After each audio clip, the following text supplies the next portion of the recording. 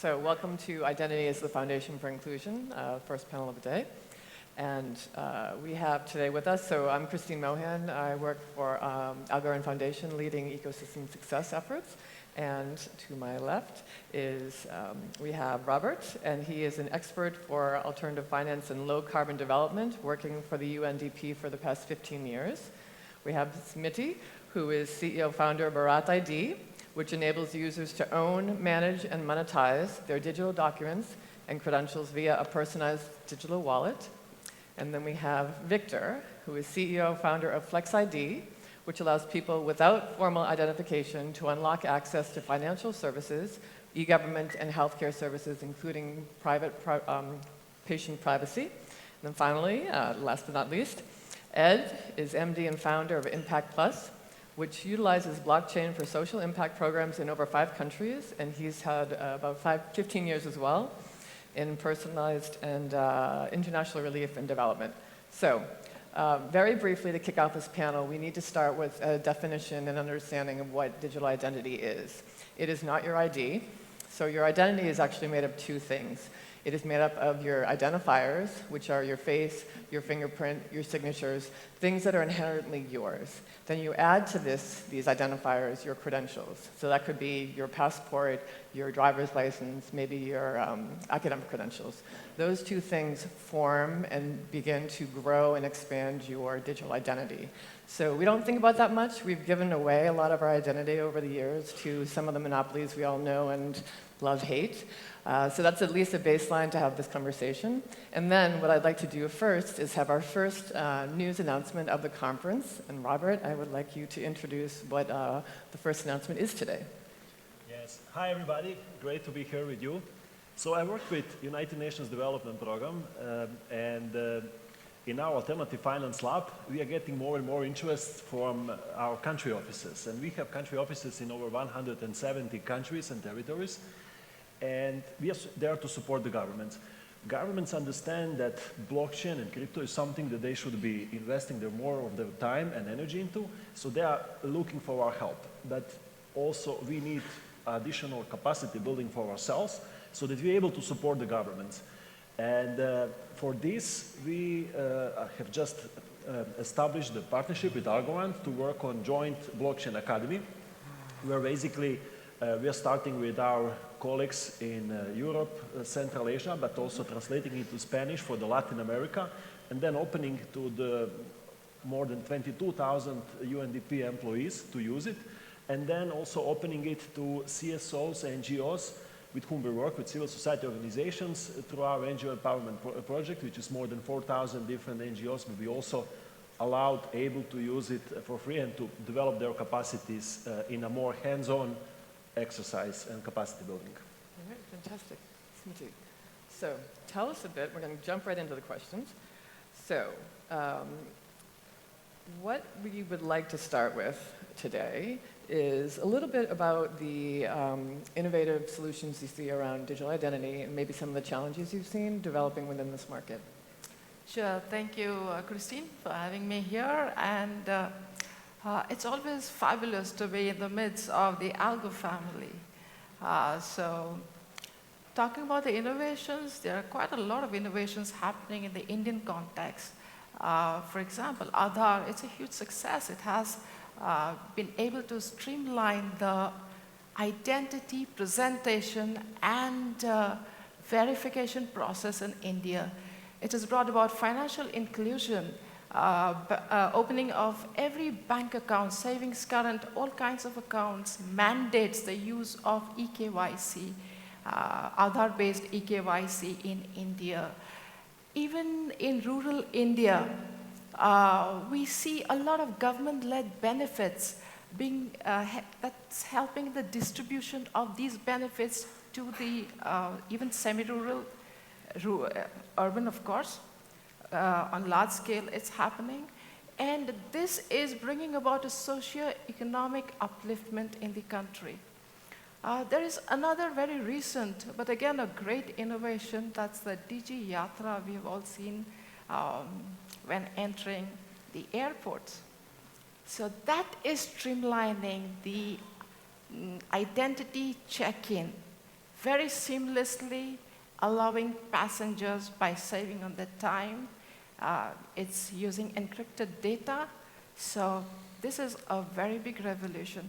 A lot of good work happening towards organizing the medical health data by National Health Association. We also see a lot of things happening in the organization of the academic credentials, work credentials, social memberships. There's a lot of work going on, Christine.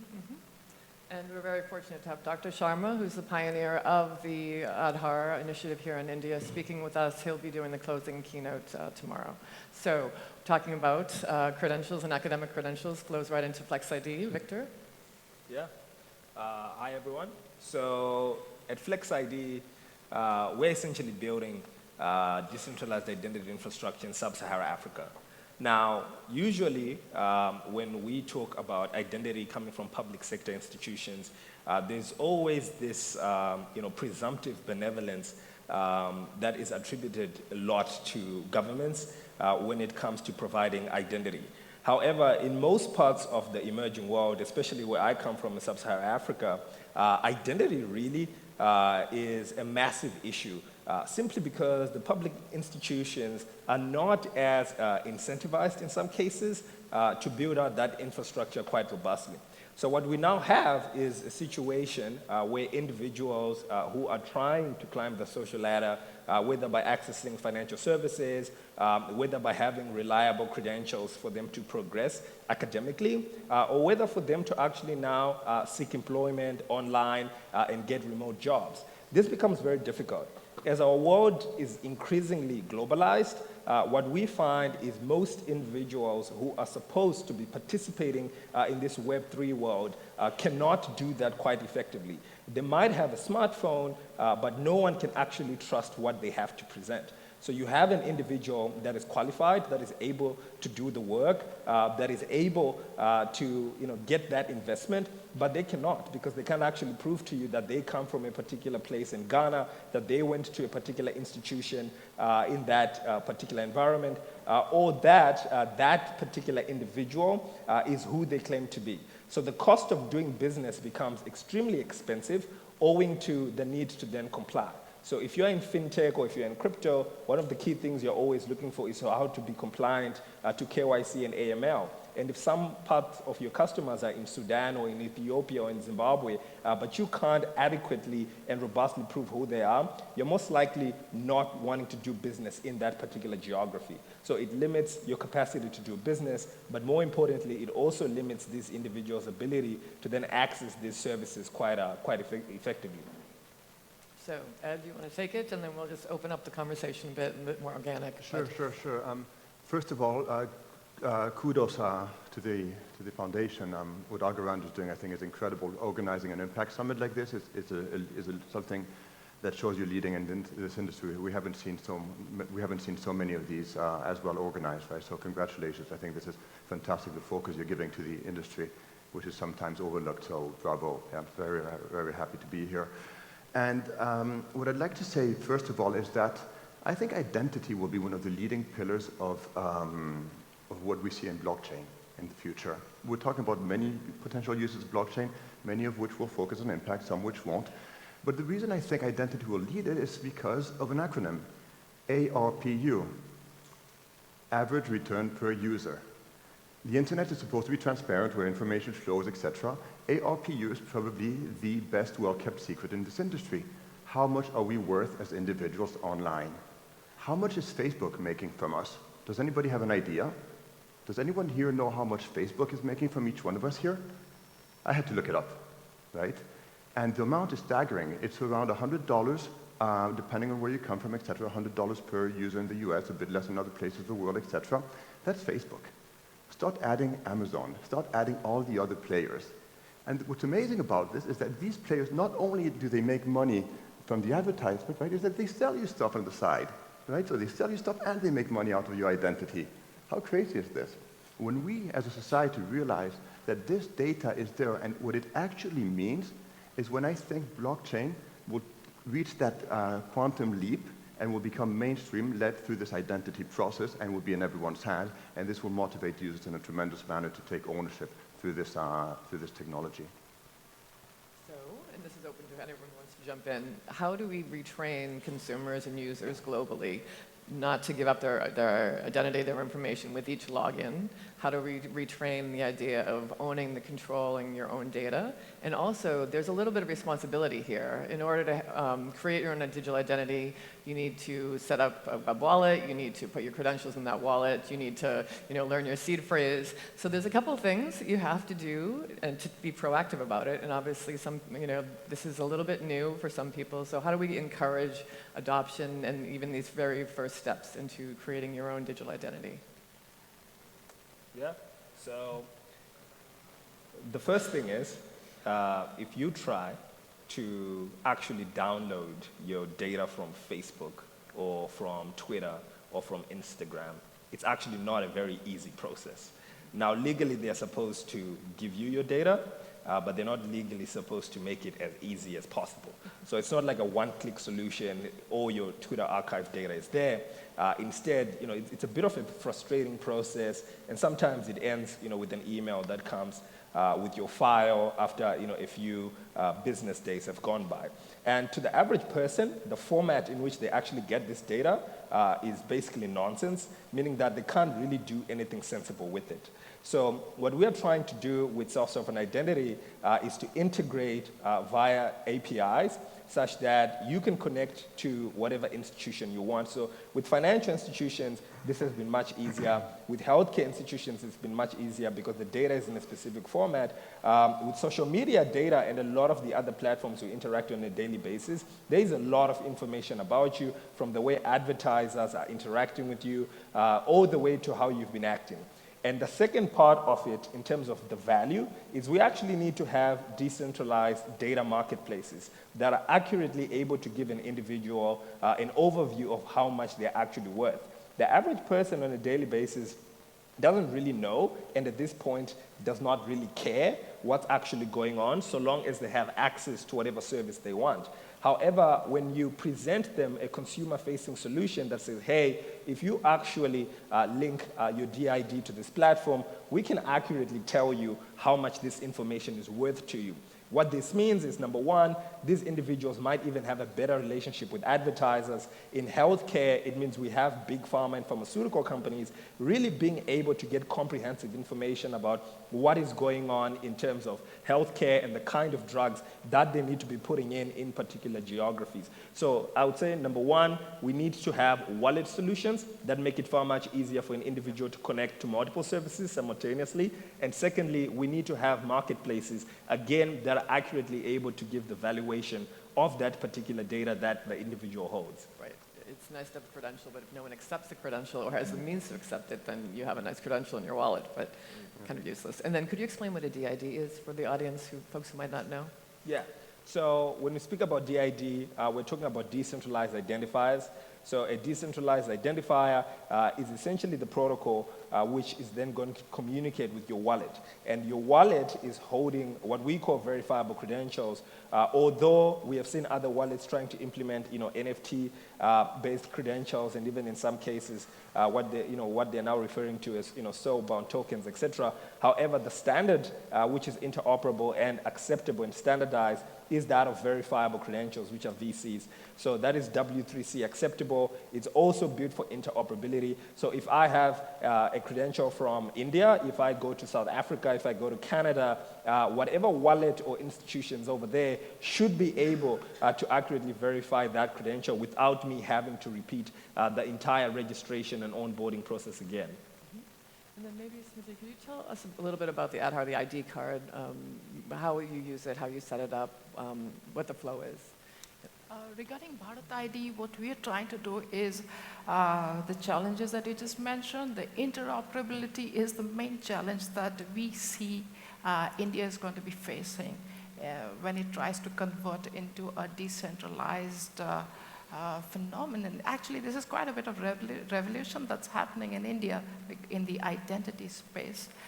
So what we are doing is we are helping the users to own, manage, and monetize. And this monetization is a very unique feature and probably will be the leaders. India is going to lead the way.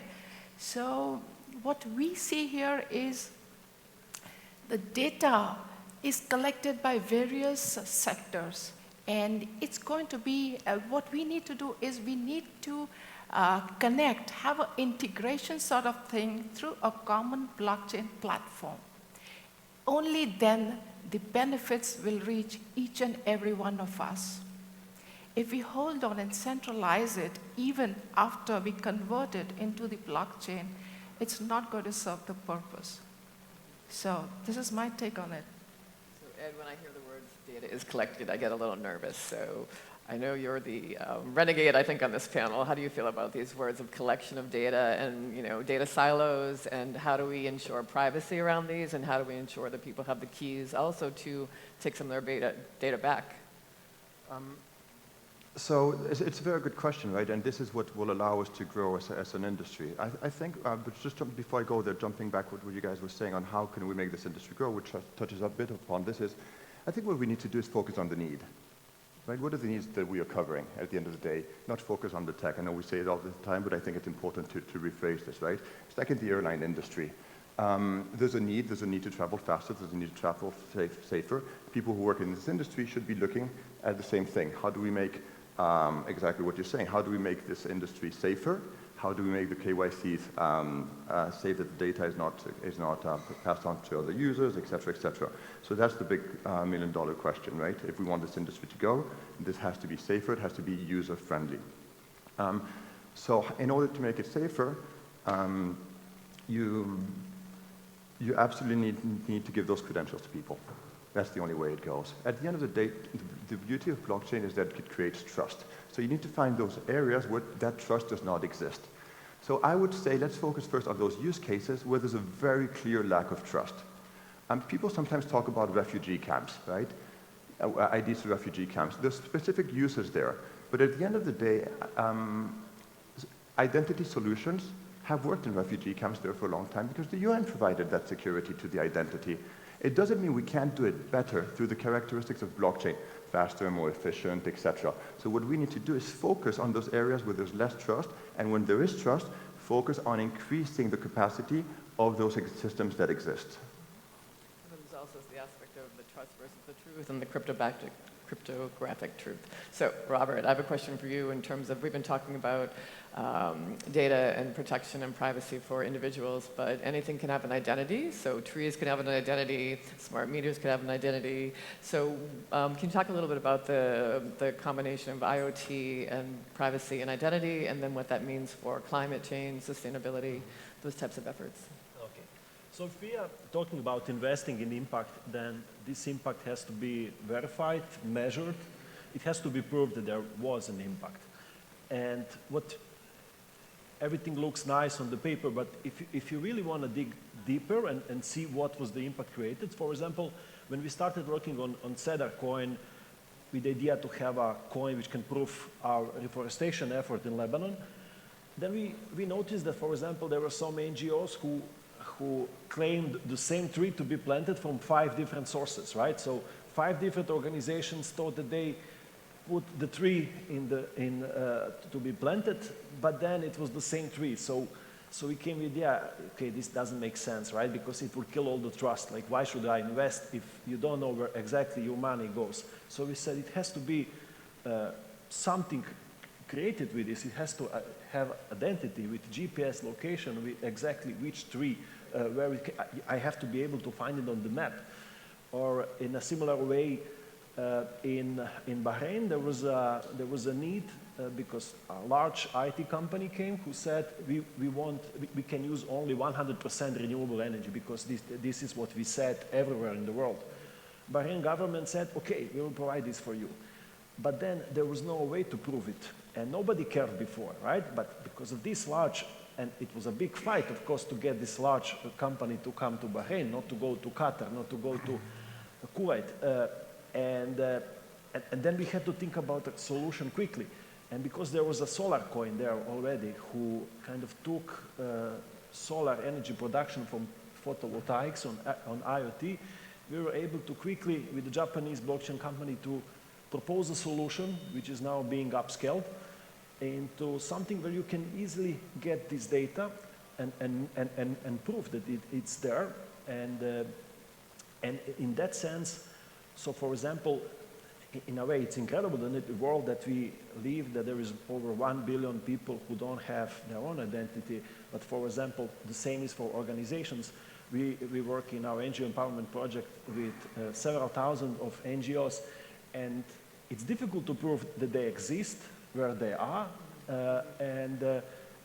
even though, for example, their name is in Arabic, if you put it in English, it looks like a completely different organization. So how do you make sure that this is the organization? Or, for example, how do you handle grants, either in crisis situation or in countries where you have a huge problem because there is no banking sector? Like how do you, it's huge problems that we are facing. Like how do we handle grants in Libya today, in Sudan, in Somalia, in countries like this? So what we are super eager to learn, how can we work, how can we use blockchain solutions? How can we also make some smart contracts that can ease this kind of grant making and so on? Traceability also. Yes. I'd like to insist on what Victor is saying. It's spot on. The big problem we have in blockchain right now is that we are not sufficiently measuring our results. And there's particularly a reason for that, right? Is in the international development space, anytime you get a grant from USAID, from UK aid, etc., 5 or 10% of the funding that you get must be put towards MEL, monitoring, evaluation, accountability, and learning, so that you can measure your results. Now, this works a certain way. It's got pros and cons, efficiencies, lack of efficiency, but at least there is a system to measure that impact, which sometimes works, sometimes doesn't, but there's an effort. The beauty of blockchain, I insist, the beauty of blockchain is that we're turning the system on its head, and we're giving the decision-making to small startups that are leading the international development and humanitarian space. And this is grandiose. However, with this comes problems. Yeah? Small startups need funding. It's the F word. They need to focus on the next 6 months, on getting that funding. It's always about how much money do you have left. Keeping in mind, I always say, Bill Gates doesn't pay me to use Excel. There'll be a day where these large foundations will not be paying startups to build on their rails. The money will have to come from elsewhere. It's not a never-ending pot of money. So these startups, altogether, we need to figure out how to measure that result so that they can start getting funding from other parts. How do you convince foundations like the Unilever Foundation, who wants an ESG or a SEG report? How do you convince a VC who wants a double bottom line? How do you convince the UN who wants a gender report, who wants a do no harm report, who wants participatory development? You need to adapt to those clients and work on impact measurement. So you need to measure your impact. So first, measure your impact, and second, which is something we're still figuring out, and we've been working with UK aid on this, is what is the value add of blockchain?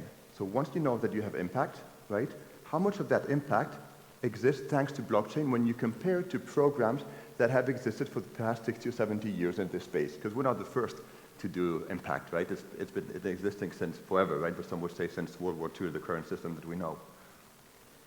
And so where does education come in?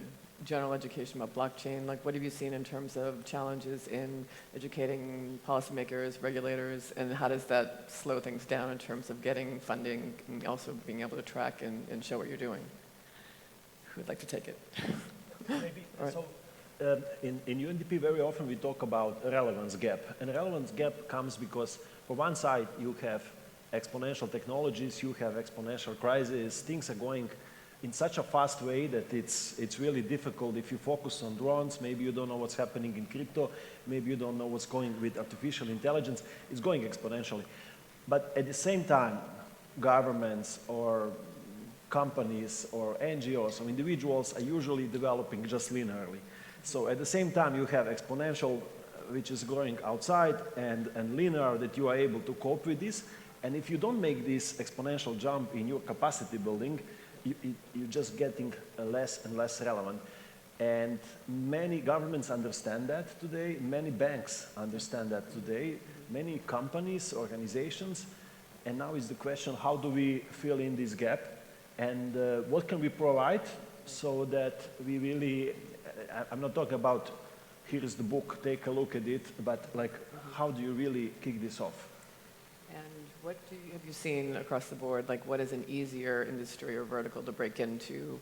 Healthcare, academics. I mean, I'm a U.S. citizen. I live in Germany, Berlin. And so in order to get my visa, I actually had to call my high school and get a copy of my high school transcript, which to me seems ridiculous because I don't know that your high school performance actually says what you're going to be doing when I'm like 50 years old, but that's something else. But this idea of educating from even, I guess, now high school in addition to university, in addition to PhD programs, how would they actually digitize this? How would they make it into credential? And then how do you get it into the hands of a wallet of the user who needs to then verify for a visa or for a job or for upskilling? Yeah, Christine, that's a very good example, actually, what you experienced very recently. Talking about academic credentials, the most important challenge is making it programmable. The programmability factor is going to play a very big role here. For example, when it comes to calculating the age, we have to be able to update it in the latest records and at the same time erase the older ones. So these are some of the challenges that has to be taken care in addition to the interoperability, because everyone's not going to be, today, they're not using the same blockchain. So two things, as of now, at Bharat ID, we are facing two big challenges. And Victor, what about healthcare? I know that's an industry you're working with. Yeah, so in And regards to patient healthcare- privacy as well. That would be interesting to talk about.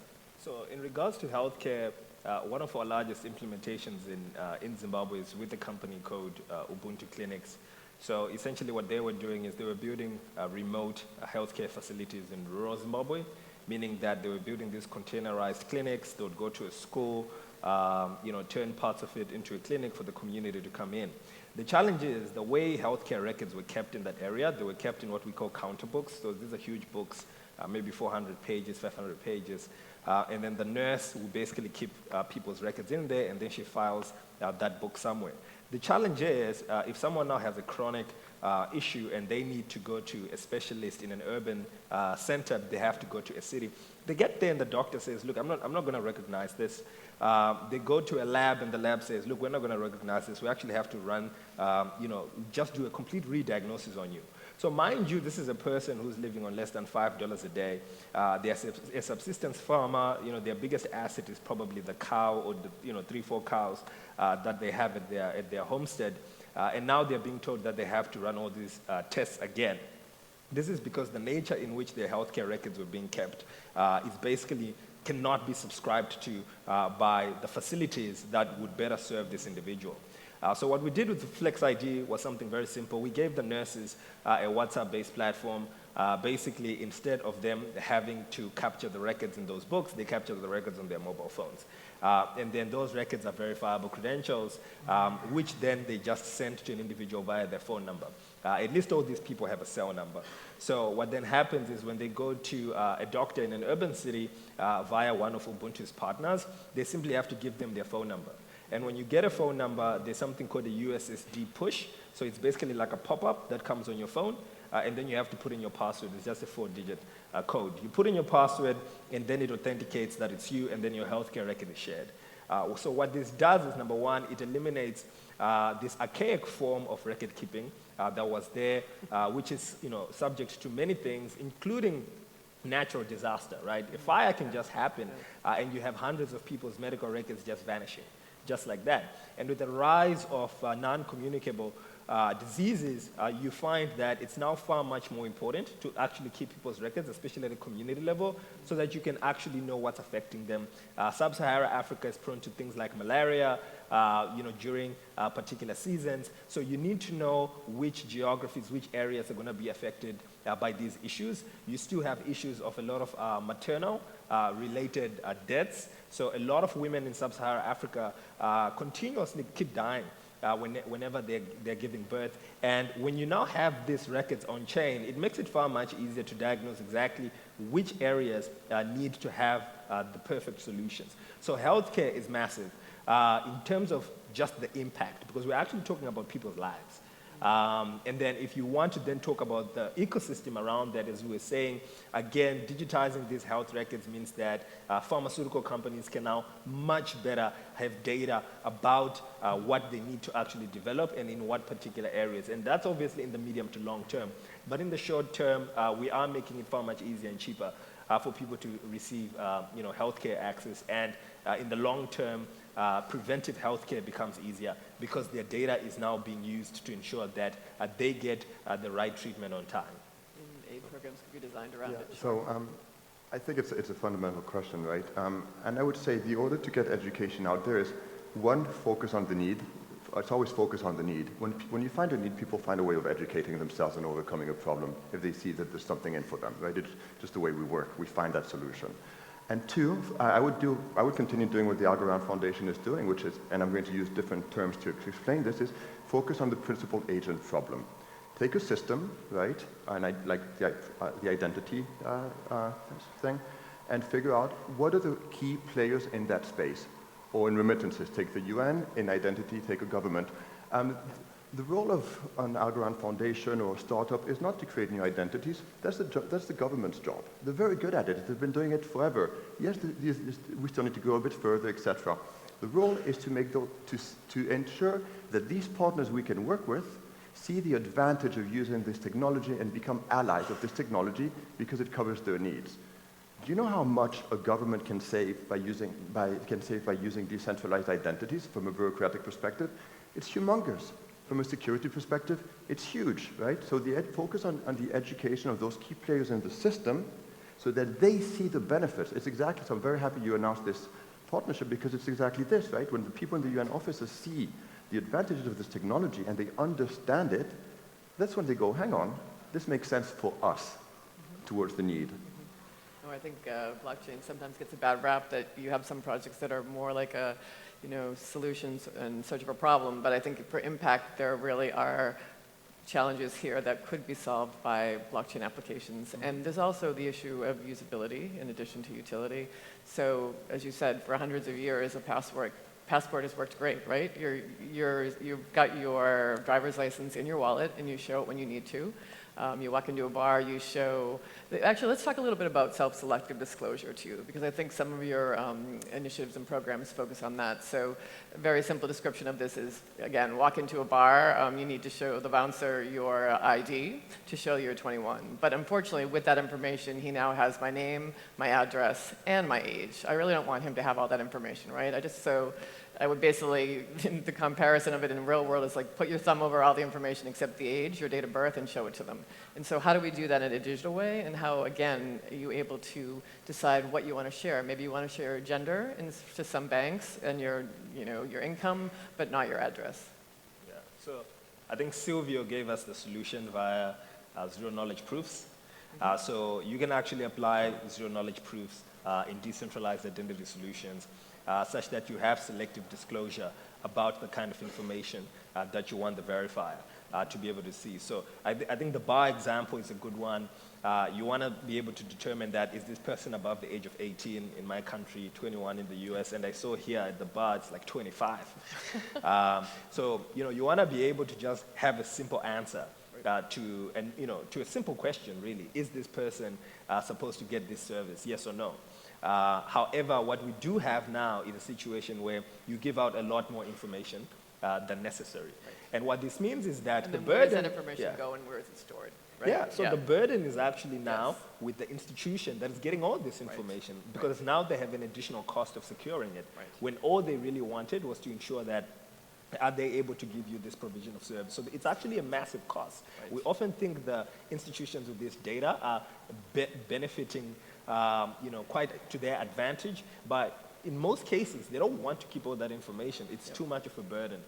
So we can apply zero-knowledge proofs within our wallets to ensure that, again, you have selective disclosure of what the verifier is actually going to see. And on their side, you have eased the burden of being able to store that information either in a centralized format, on the cloud, etc. Right. Yeah. And what's interesting is now we're seeing an actual shift, right? That companies want to collect less data. For a GDPR, they shouldn't be, they don't want to. There's a high cost in storing data. There's a high cost in if someone requests their data be returned to them and deleted from these databases. You have to go through a large company, maybe a media company that you have 5 subscriptions with, and that entity, that corporate entity has to then go through all those databases, remove it, and prove to you that it's been removed, which is a huge cost. So ironically, there is a shift towards collecting less, but then what happens with that data, and then how can I prove it's been removed? So is there anything that I didn't ask that you would like to talk about? Maybe I would like to say, like I've seen many different solutions, and we have tested 10, 15 different pilots just to see, does it make sense, does it work? And what we learned along the way is that technology works, technology is there. So basically, you know, instead of focusing on better coding and getting like a much better, I don't know, like a tougher solution or something, or interface, I basically believe that the point is, how do we make it work? How do we make it relevant, right?